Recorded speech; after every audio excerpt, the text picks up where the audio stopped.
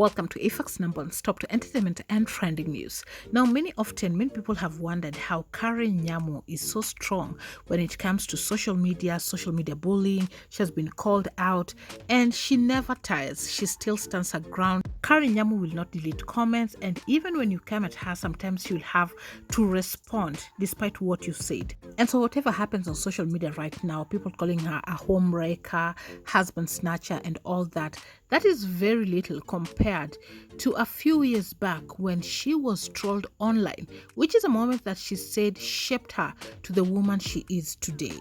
And I want to take you guys back to May 6th, 2016, when Kenyan businessman Jacob Juma was shot dead in Nairobi. For those who might not recall what had happened at that time, Jacob Juma was driving home from a bar to his home in an upmarket suburb. And that Thursday night, a known gunman attacked his car. He had been involved in several high-profile legal cases against the government over failed business deals, and it seems that Jacob Juma knew that was somehow coming because he had warned several months before his passing that there was a plot to kill him because of his outspoken views. And so as this story was trending at that time, that is back in 2016. That was the first time that Karen Nyamu was really put on the spotlight online, where people were calling her a homewrecker. Rumors at that time were circulating that Karen Nyamu was romantically involved with the late businessman Jacob Juma.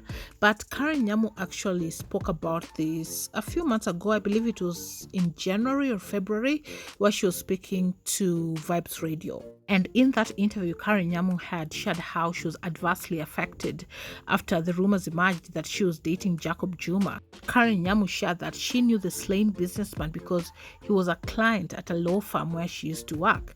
And I'll actually quote what she said in the interview. How I got myself into the limelight was through negative trending. Jina yangu even in 2015 ilijengwa na negative trending. What had happened that time, this businessman called Jacob Juma had died, and he happened to be a client of a law firm I used to work in, so we knew each other. The lawyer cum politician also stated that there were rumors that Jacob Juma was killed because of her, revealing that she used to cry in the car every time she got off work after being romantically linked with the slain businessman. Karen Nyamu also shared, and so there was a rumor that he had been killed by so and so because of me, and story kama hizo, halafu mablogs huku sijui o gold digger. The first time ilini affect, nakumbuka mpaka nikiingia kwa gari, nikifika home niko kwa gari before nishuke, mpaka nalia. Nikipray, nikilia. Because it was the first time and it was too much. I was not understanding how strangers can have all this bile and all that.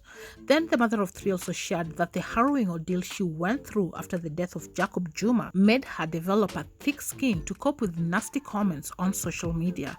Karen Nyamu asserted, so I went through that and I've gone through it to a point of where I am numb. Hakuna kitu leo unaweza niambia kwa social media ati unitusi ati uko hivi, nothing. And so that is how Karen Nyamu ended up developing a thick skin. She was literally baptized with fire on social media.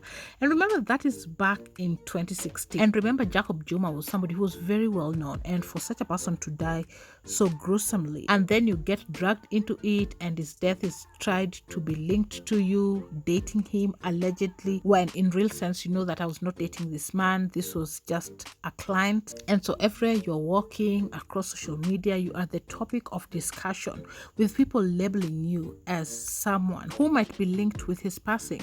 And so that is how Karen Nyamu became who she is today. And so nothing that can be said on social media about her, or even to her directly, can shake her than what she went through online about 6-7 years ago. And so if you ever wonder how Karen Nyamu has a thick skin, then that is where it all started from. This was a tough moment that really broke her.